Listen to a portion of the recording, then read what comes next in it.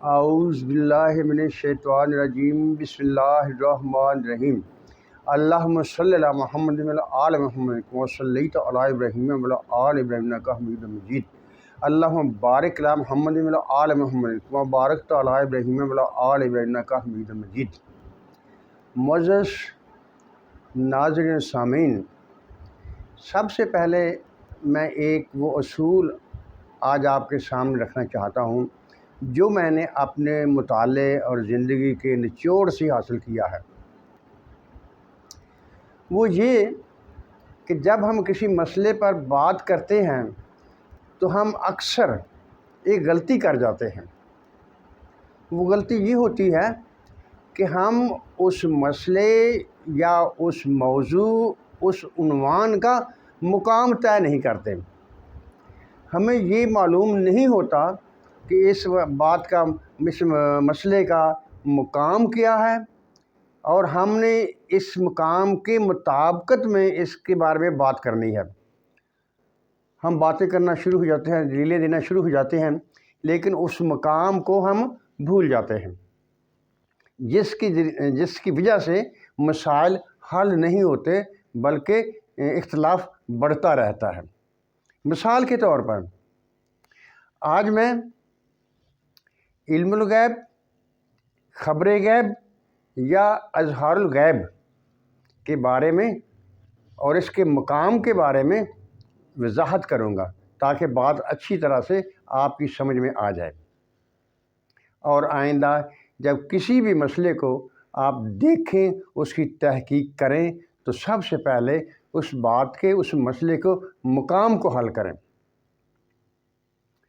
دیکھیے، جیسے میں نے پہلی ویڈیو میں کہا تھا کہ علم تو صرف دو ہی ہے، علم الادیان اور علم الابدان۔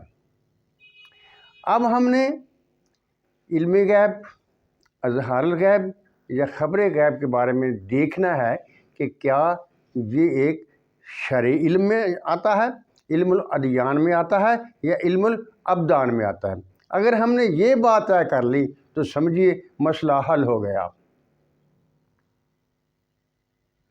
علم الغیب ایک کیفیت یا خبر غیب ایک واقعے کا اظہار، اور اظہار الغیب یعنی چھپی ہوئی بات کو ظاہر کرنا۔ یہ نتیجہ ہے، مسئلہ نہیں ہے۔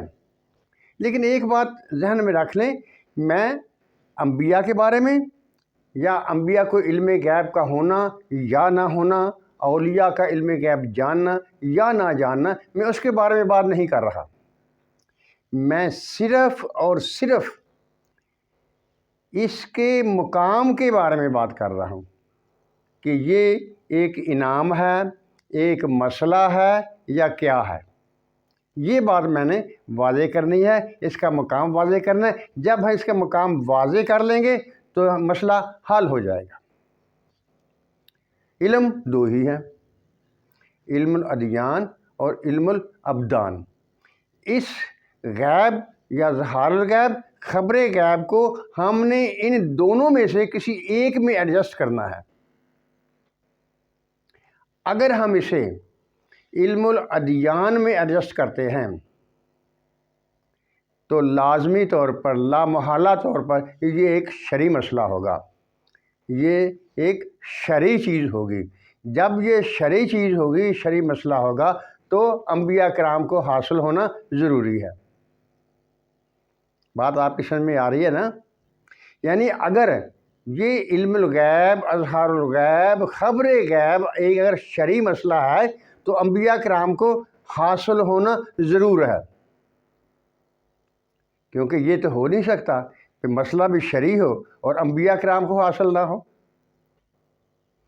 اب دیکھیے، اگر ہم اسے علم الابدان میں رکھتے ہیں کہ یہ علم الادیان میں نہیں آتا، علم الابدان میں آتا ہے، تو کوئی مسئلہ نہیں، انبیاء جانیں یا نہ جانیں کوئی فرق نہیں پڑتا، کیونکہ جب یہ علم الادیان میں شامل ہی نہیں ہے تو اس کا ثابت کرنا یا اس کو نہ ہونا، اس کا ثابت کرنا کوئی مسئلہ نہیں ہے۔ دیکھیے، علم ابدان یعنی شرائع کے علم کے علاوہ جتنے بھی کائنات میں علم موجود ہیں وہ سارے کے سارے علم الابدان میں ہی آتے ہیں۔ میں پھر دوبارہ یہ بات کہہ رہا ہوں، میں انبیاء کرام کے بارے میں، ان کو علم غیب کے بارے میں یا ان کو علم غیب حاصل تھا یا نہیں تھا اس بارے میں بات نہیں کر رہا، میں صرف اور صرف غیب، اظہار الغیب، خبر غیب کا ایک مقام متعین کرنا چاہتا ہوں، اور اس کی دلیل ہے کہ ہم اس کو یا تو علم ادیان میں شامل کریں گے یا علم الابدان میں شامل کریں گے۔ اگر علم الادیان میں شامل کریں گے تو یہ ایک شرعی مسئلہ ہوگا، اور اگر علم الابدان میں شامل کریں گے تو یہ شرعی مسئلہ نہیں ہوگا۔ میرا خیال ہے جہاں تک میں نے مطالعہ کیا ہے اس کو علم الادیان میں نہیں رکھا جا سکتا۔ میں ایک دلیل دیتا ہوں۔ حضرت موسیٰ علیہ السلام صاحب شریعت پیغمبر تھے، اور حضرت خضر علیہ السلام صاحب شریعت پیغمبر نہیں تھے۔ ان کے بارے میں اختلاف ہے، کچھ کہتے ہیں وہ نبی تھے، کچھ کہتے ہیں نہیں نبی نہیں ولی تھے، جو کچھ بھی تھا لیکن صاحب شریعت نہیں تھے۔ ان کو یہ علم حاصل تھا، اور حضرت موسیٰ علیہ السلام اس کو جاننے کے لیے ان کے پاس گئے تھے۔ اگر یہ شرعی علم ہوتا تو حضرت موسیٰ علیہ السلام کو لازمی طور پر اس کا علم ہونا چاہیے تھا، اس کا اظہار ہونا چاہیے تھا۔ ایک چھوٹی سی مثال اور، یعنی کسی چیز کو علم الادیان یا علم الابدان میں شامل کرنے کے لیے دیکھیے حضرت موسیٰ علیہ السلام کا عصا جو سانپ بن جاتا تھا وہ بھی علم شرعی نہیں ہے، کیونکہ وہ بھی کیفیت کا، ماہیت کا علم ہے۔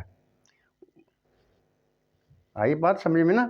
یعنی وہ عصا کا سانپ بن جانا وہ بھی شرعی مسئلہ نہیں ہے، وہ بھی علم الابدان میں شامل ہے۔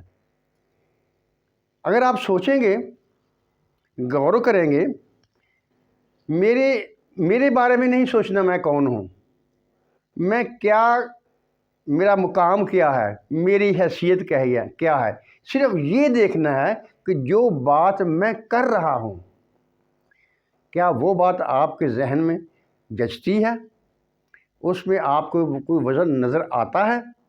اگر آپ سمجھتے ہیں کہ اس میں کچھ وزن ہے تو اس پر غور کرنا اور اس کو مزید سمجھنا، تاکہ یہ بات اچھی طرح سے ہم لوگوں میں ظاہر ہو جائے اور ہم اس فضول کی بحث سے بچ جائیں۔ ناظرین کرام، اگلی ویڈیو میں کچھ اور زیادہ اس پر بات کروں گا۔ امید کروں گا کہ یہ بات آپ کو اچھی لگی ہوگی، یہ دلیل آپ کو اچھی لگی ہوگی، اور آپ میرا یوٹیوب چینل تفہیم ہدیٰ سبسکرائب کر لیں گے۔ والسلام، خدا حافظ۔